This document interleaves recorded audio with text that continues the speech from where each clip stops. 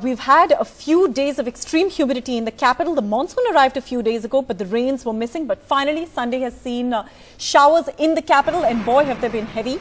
In fact, several parts of the city have been waterlogged because the showers really came pouring down in a huge welcome rain relief for all the Delhiites in the capital. In fact, my colleague Shili Das now joins me live from the capital for more on that. Shili, so in fact, it's funny, you and I were just talking just a couple of hours ago about where the rains are, and lo and behold, the rains came down and how they came pouring down.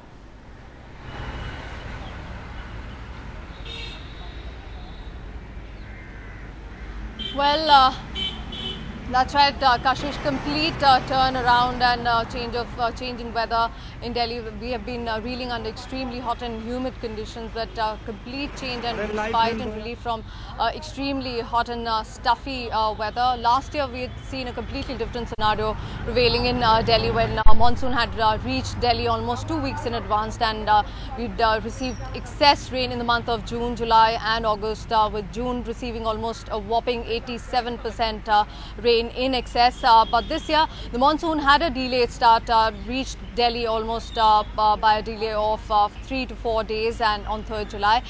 Though the normal date is considered to be 29th June, but we've seen very scanty rain, very scattered rain since then. But today, the monsoon has definitely reached, and the clouds have opened up. It will continue to rain this way according to the Met Department's prediction, and we hope that the deficit figure is expected to improve for the country as a whole, and also towards the northwest India and central India, where the deficiency is the highest, close to about 59 and 54%. It is time that in the next 24 to 48 hours, more such rainfall activity is likely to continue, as the monsoon has made finally some progress, and conditions are said to be favourable for the monsoon to further advance into remaining parts of Rajasthan, Gujarat